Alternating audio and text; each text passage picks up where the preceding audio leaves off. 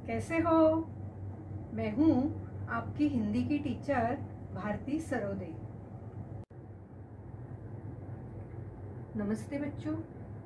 कोविड-19 के इस मुश्किल दौर ने हमें अपने घरों में रहकर अपना कार्य करने के लिए मजबूर कर दिया है, लेकिन बृहन्मुंबई महानगर पालिका ने आपके लिए इस चैनल के द्वारा पढ़ने का अवसर दिया है।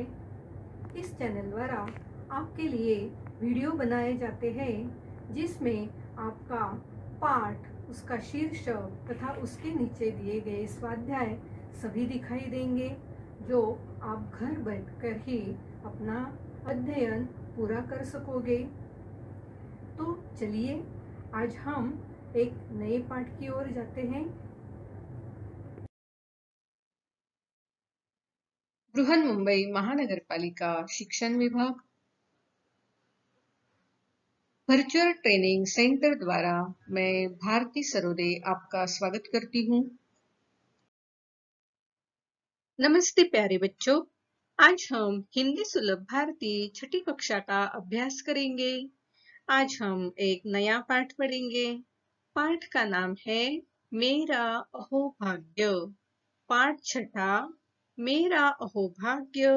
इस पाठ के लेखक है चंद्रगुप्त विद्यालंकार। तो अब हम पाठ देखते हैं, मेरा अहोभाग्य। बच्चों, ये है गुरुवर्य रविंद्रनाथ टैगोर। आज का जो पाठ है वो इन्हीं से संबंधित है, इसलिए हम सबसे पहले गुरुवर्य रविंद्रनाथ टैगोर के बारे में कुछ जानकारी लेते हैं। गुरुदेव रविंद्रनाथ टैगोर का जन्म 7 मई 1861 को कलकत्ता में हुआ था। वे एक कवि, उपन्यासकार, नाटककार, चित्रकार और दार्शनिक थे। वे एशिया के प्रथम व्यक्ति थे जिन्हें नोबेल पुरस्कार से सम्मानित किया गया था। 1901 में शांति निकेतन में एक छोटे स्कूल की स्थापना की। यह स्कूल बंद कमरे में नहीं थे, खुले वातावरण में पेड़ के नीचे छात्र पढ़ाई करते थे। आगे 1919 में उन्होंने कला के एक स्कूल, कला भवन की नींव रखी। उनकी मृत्यु 7 अगस्त 1941 को कलकत्ता में हुई। तो ये जो रविंद्रनाथ टैगोर जी है, इन्होंने ब्रिटिश काल में क्या किया है? बहुत सारा अच्छा काम किया है, स्कूल खोला है, और उनके स्कूल की विशेषता थी कि ये स्कूल बंद कमरे में नहीं होते थे, नैसर्गिक वातावरण में पेड़ के नीचे क्लास होते थे। तो इनके बारे में और कुछ जानकारी लेते हैं आगे। हम जो जन गण मन, यह हमारा राष्ट्रगान गाते हैं, यह राष्ट्रगान गुरुवर्य रविंद्रनाथ टैगोर ने रचा है, जिन्हें एशिया में सबसे पहले नोबेल प्राइज मिला था। वे कवि थे, उपन्यासकार थे। देखो तो उन्होंने बहुत सारी किताबें लिखी है। तो उनमें से जो गीतांजलि है, यह गीतांजलि काव्य संग्रह प्रकाशित होने के बाद उन्हें नोबेल पारितोषिक मिला था।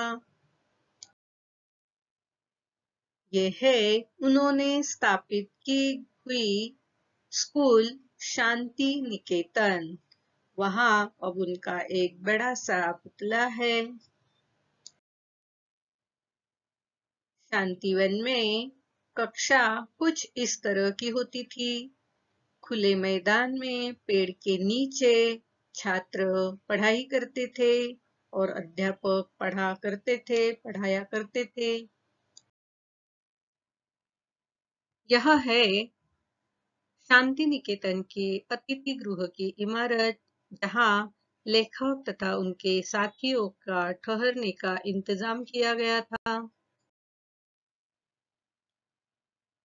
शांति निकेतन की स्थापना नोबेल पुरस्कार से सम्मानित कवि गुरु रविंद्रनाथ टैगोर ने की थी। शिक्षा के क्षेत्र में किए गए उनके कार्य सराहनीय है, जैसे कि उनके द्वारा स्थापित किया गया शांति निकेतन का विश्व भारती विश्वविद्यालय, जो अपने आप में कई मायनों में अनोखा है।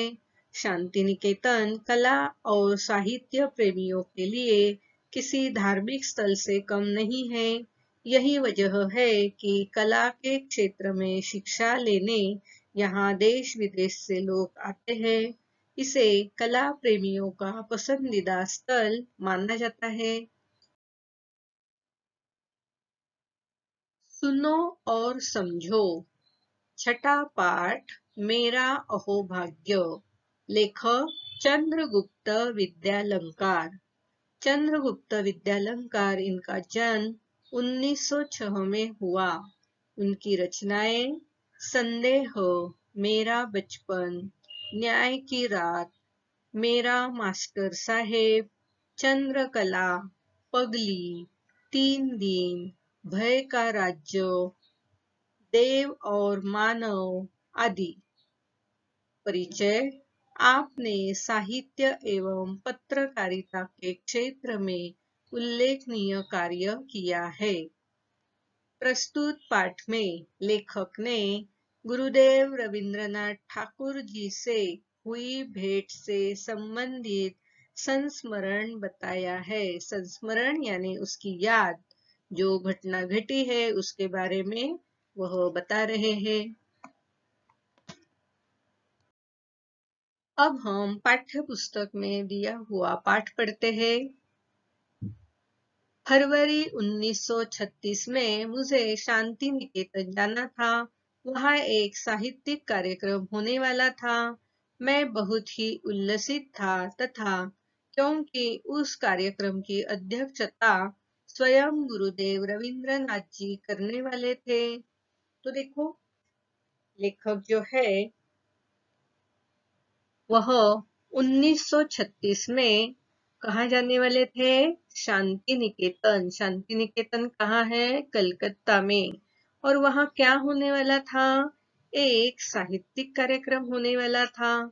और लेखक उस समय बहुत ही उल्लसित थे। उल्लसित थे यानी आनंदित थे। उनको बहुत ही खुशी हो रही थी, क्योंकि उस कार्यक्रम की अध्यक्षता कौन करने वाले थे? स्वयं गुरुदेव रविंद्रनाथ ठाकुर जी। तो उनसे मिलने का यह बड़ा मौका था, इसलिए लेखक बहुत ही उल्लसित थे, आनंदित थे, बहुत ही खुश थे। निश्चित दिन कोलकाता से हम बहुत सारे लोग शांति निकेतन के लिए रवाना हुए। लगभग 1 दर्जन हिंदी वालों का यह दल शांति निकेतन के सुंदर अतिथि भवन में ठहराया गया। यह अतिथि भवन अशोक वृक्षों के सघन उपवन के बीचों बीच बनाया गया था। तो यह जो हिंदी भाषी जो लोग थे, लेखक थे, साहित्यिक थे, वह लगभग 1 दर्जन थे। 1 दर्जन इसका मतलब कितना? 12। कुल मिलाकर लगभग 12 लोग, जिनका एक दल था। दल यानी समूह। तो हिंदी भाषिक समूह, जिनमें 1 दर्जन साहित्यिक थे, वे शांति निकेतन के लिए रवाना हुए। अब जब वे शांति निकेतन पहुंचे तो उन्होंने वहां क्या देखा?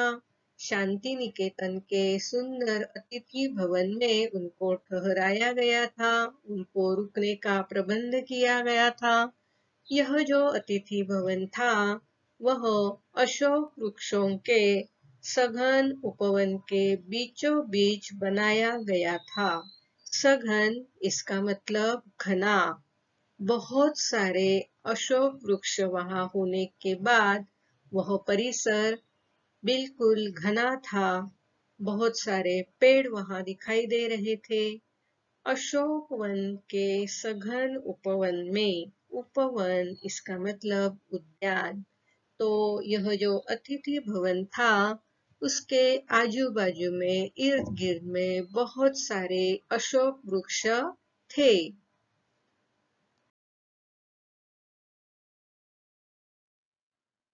देखो बच्चों, ये है शांति निकेतन। इस शांति निकेतन के चारों ओर अशोक वृक्ष के उपवन थे। हरे भरे अशोक वृक्ष के उपवन में यह शांति निकेतन का अतिथि भवन था। बहुत ही सुंदर, बड़ी और अच्छी इमारत थी वह। जैसा सोचा था वैसा ही पाया। ऊपर की मंजिल के एक कमरे में हमें ठहराया गया। कमरे के बाहर एक विस्तृत बरामदा था। बरामदे में खड़े होकर अगर बाहर देखा जाए तो सामने ही सघन बकुल वृक्ष दिखाई देते थे। देखो, यह जो अतिथि भवन की इमारत थी बड़ी सुंदर थी, बड़ी अच्छी थी, और लेखक ने मन में जैसी उसकी कल्पना की थी वैसे ही वहां इमारत को पाया। उनको ऊपर की मंजिल के एक कमरे में ठहराया गया था और उस कमरे के बाहर एक विस्तृत बरामदा था। बरामदा यानी छज्जा, जिसे हम गैलरी कहते हैं। तो यह विस्तृत सी गैलरी थी। उस गैलरी में, उस बरामदे में खड़े होकर बाहर देखा तो सामने क्या दिखाई देता था? सघन बकुल वृक्ष। सघन का मतलब हमने अभी अभी समझा है, इसका मतलब है घना। घना बकुल वृक्ष वहां दिखाई देते थे। बकुल यानी मौलसरी, यह फूल है जिसका पेड़ बहुत बड़ा होता है लेकिन उसके फूल बहुत ही छोटे छोटे होते हैं। तो आओ हम बकुल के फूल कैसे होते हैं यह भी देख लेते हैं। यह है शांति निकेतन की अतिथि गृह की इमारत। कितनी सुंदर, साफ सुथरी, और कमरे के बाहर बरामदा होने वाली। तो लेखक और उनके साथियों को कहाँ ठहराया गया था? पहले मंजिल के कमरे में। ये है बकुल के फूल, जिसे मौलसरी कहते हैं। इनमें बहुत मात्रा में सुगंध होती है और यह फूल सूख जाने के बाद भी उनकी सुगंध आती रहती है। तो इन फूलों की मालाएं बनाकर घर में टांग दी जाती है। तो इसकी धीमी धीमी सुगंध सभी ओर फैलती है। फूल बिल्कुल छोटे से होते हैं लेकिन उसका वृक्ष बहुत ही बड़ा होता है। तो अतिथि भवन के सामने बहुत सारे बकुल वृक्ष थे जिनसे इन फूलों की धीमी धीमी सुगंध आती थी।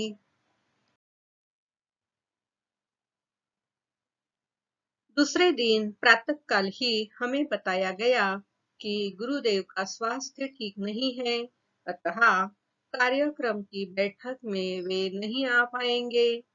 मैं बहुत निराश हो गया। तथापि हमें जब यह मालूम पड़ा कि उनके डॉक्टर ने हम लोगों को केवल 15 मिनटों का समय दिया है जिसमें गुरुदेव के दर्शन तथा उनके साथ संक्षिप्त वार्तालाप भी हो सकता है, तब हमारी खुशी का ठिकाना न रहा।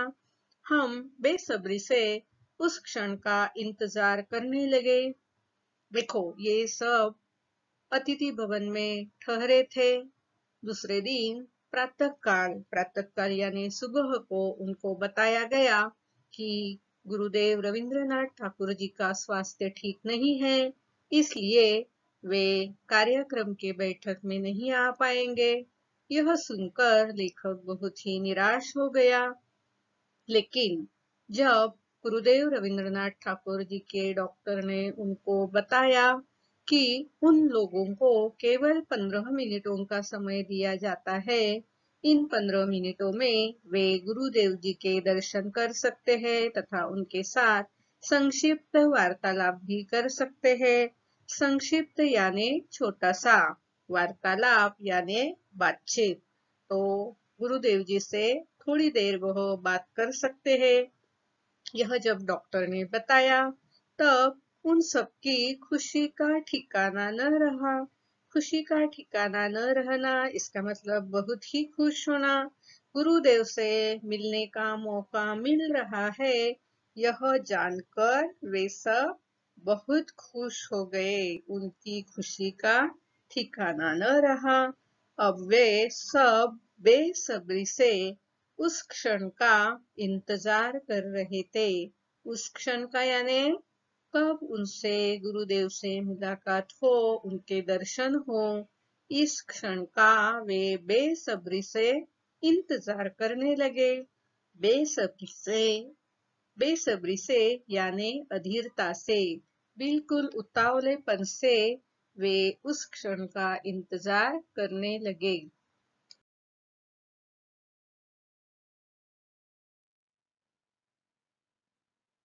मध्याह्न के बाद गुरुदेव की भेंट हुई।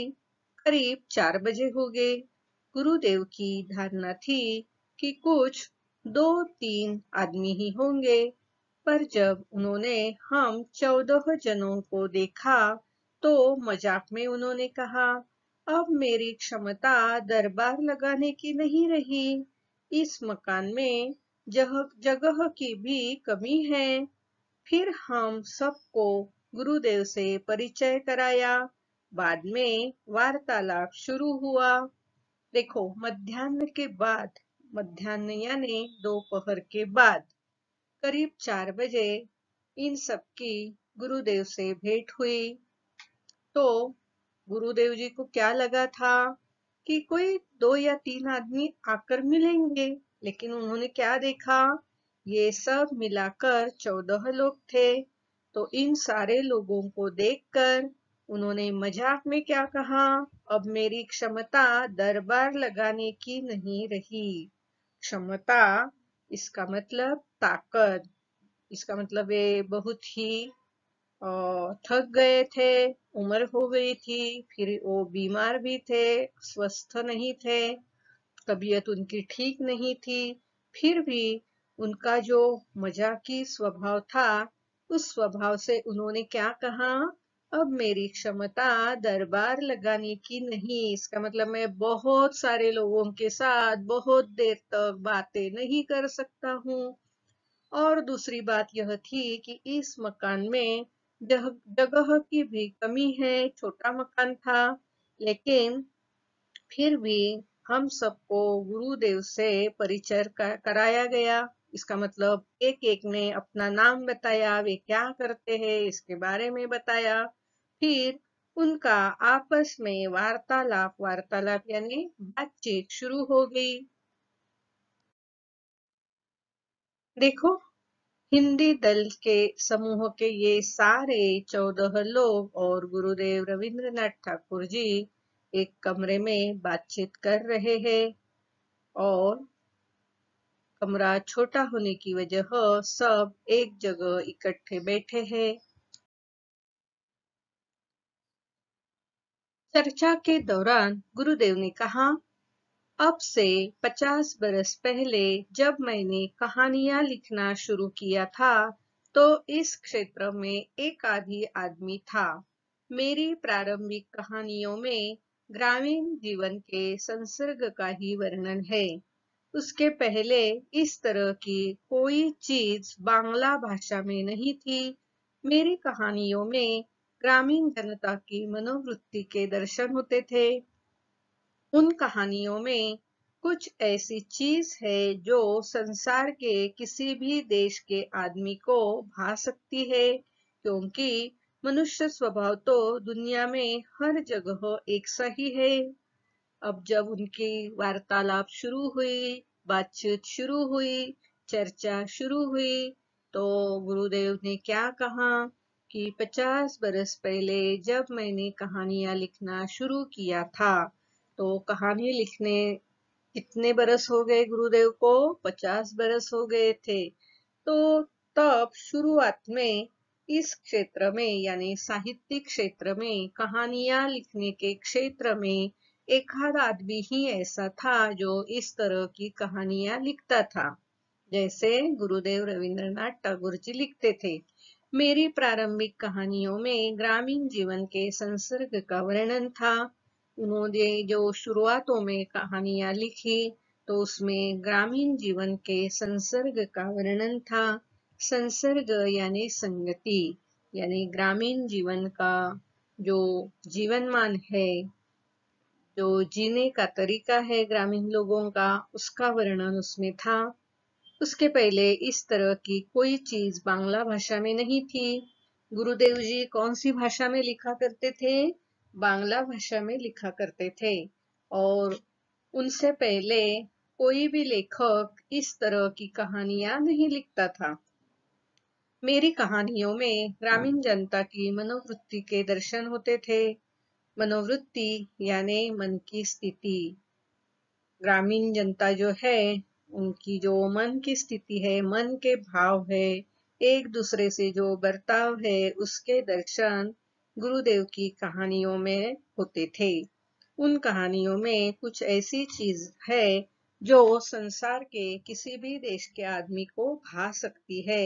संसार यानी दुनिया, दुनिया के किसी भी आदमी को उन्होंने जो कहानी में वर्णन किया था, वह वर्णन भा सकता था। भाना यानी पसंद आना, क्योंकि मनुष्य स्वभाव तो दुनिया में हर जगह एक सा ही है।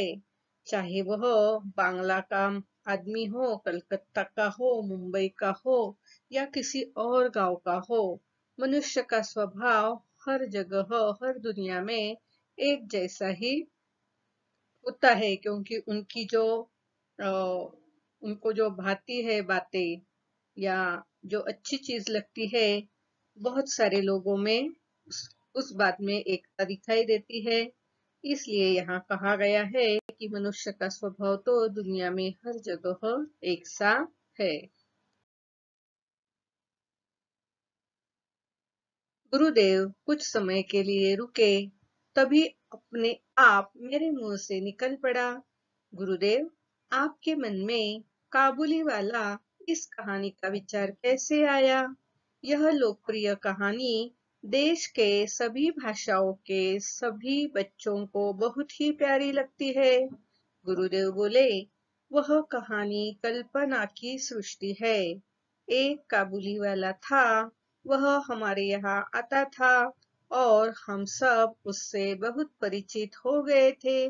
मैंने सोचा उसकी भी एक छोटी लड़की होगी और जिसकी वह याद किया करता होगा।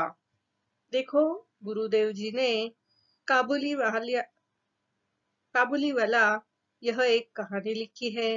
यह कहानी इतनी लोकप्रिय है कि भारत के सभी भाषाओं में उसका भाषांतर किया गया है और सभी भाषाओं के बच्चों को वह कहानी बहुत ही प्यारी लगती है।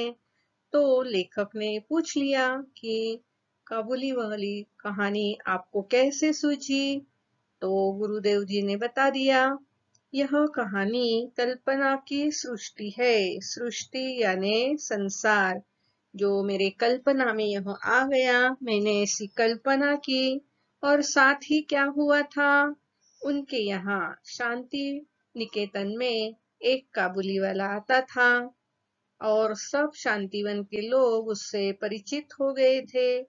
तब रविंद्रनाथ जी ने मन ही मन में सोचा कि वह काबुल से आया हुआ है, तो वहां से यहाँ आया होगा, तो उसके घर में भी एक आध उसकी बच्ची होगी और जिसकी वह याद करता होगा। ऐसी कल्पना करके गुरुदेव जी ने काबुली वाला इस कहानी को लिखा था।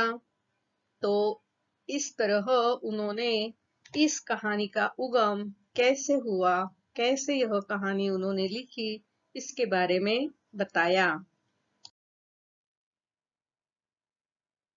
इसी तरह वार्तालाप होता रहा। हम सबके लिए यह एक मानसिक खाद्य था।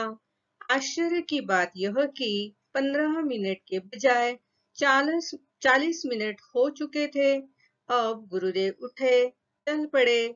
जाते जाते उन्होंने कहा, जब मैं ऐसे किसी वार्तालाप के लिए कम समय देता हूँ तब मेरी वह बात सचमुच ठीक न मानिएगा, क्योंकि मुझे स्वयं लोगों से बातचीत करने में आनंद आता है।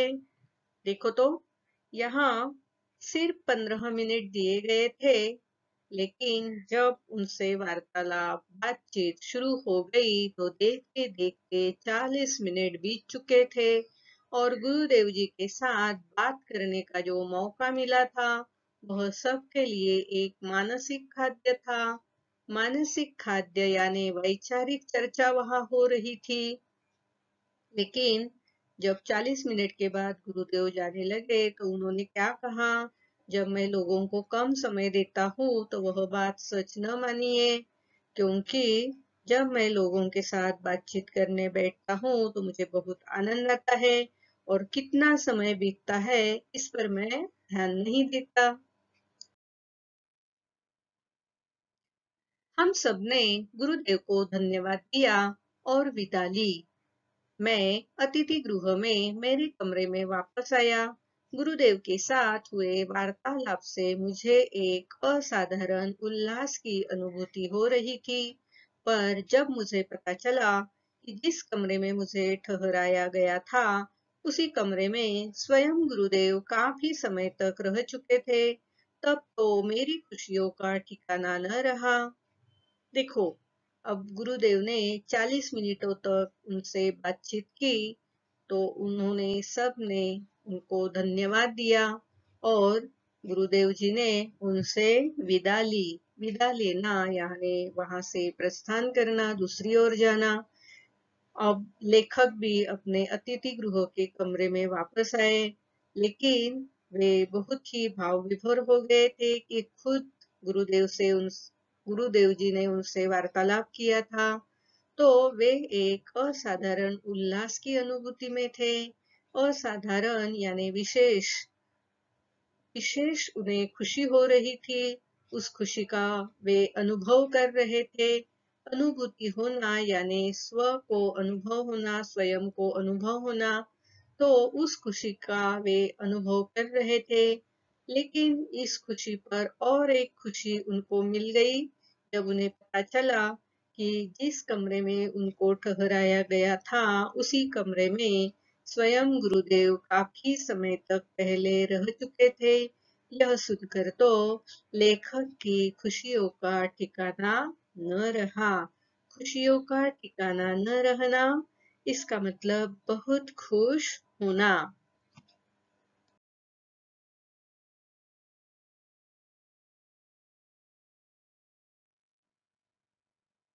ओहो, मुझे तो यह भी बताया गया कि गुरुदेव ने गीतांजलि का अधिकांश भाग इसी कमरे के बरामदे में बैठकर लिखा था।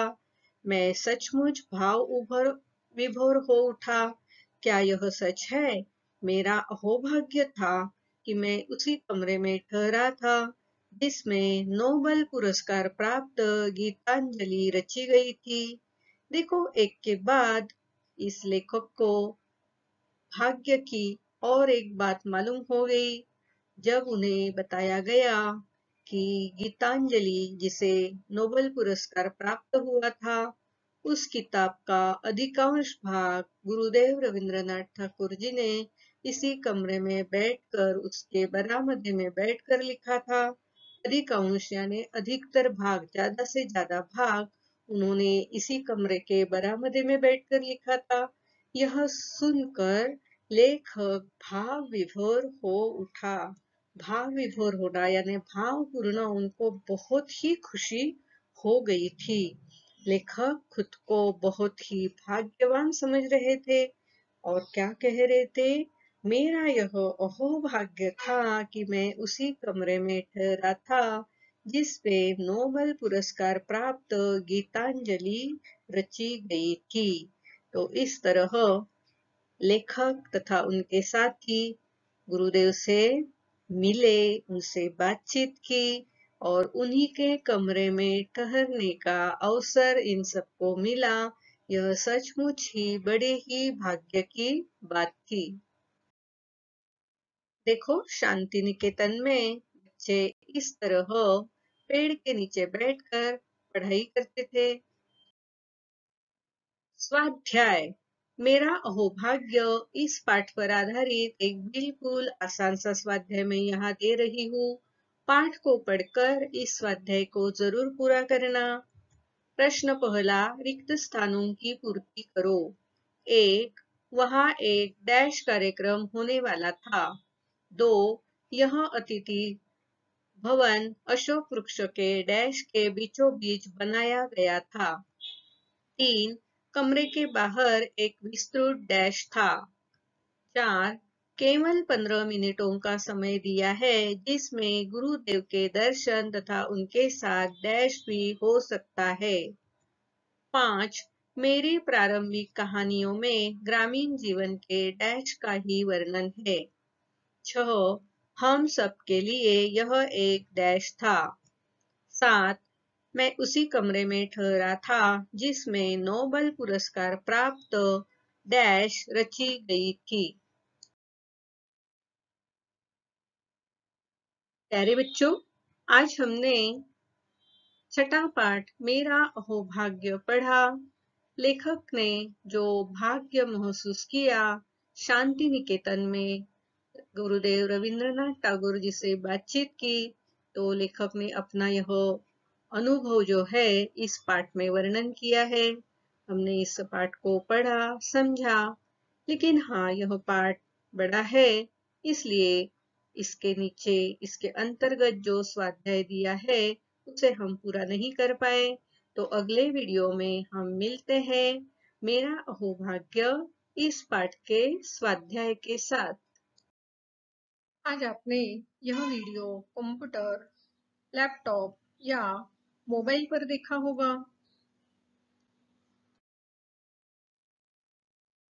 वीडियो के अंत में इस तरह का एरो दिखाई देगा। इस एरो को आपको क्लिक करना है। एरो को क्लिक करते ही आपके सामने डिस्क्रिप्शन बॉक्स खुल जाएगा। इसमें आपकी कक्षा, विषय, घटक तथा टीचर का नाम दिया हुआ है और उसके नीचे जो वीडियो आपने देखा है उस पर आधारित कुछ प्रश्न दिए होंगे जिसके उत्तर आपको अपनी कॉपी में लिखना है। और हाँ, यहाँ आपके लिए एक लिंक दी हुई है। इस लिंक को आपको क्लिक करना है। इस लिंक को क्लिक करते ही आपके सामने गूगल फॉर्म खुल जाएगा। इस तरह गूगल फॉर्म जो सर्वे या फीडबैक फॉर्म है आपके सामने खुल जाएगा। इस फॉर्म को भर देना और हाँ, अंत में इस फॉर्म के सबमिट का जो बटन है उसे क्लिक करना।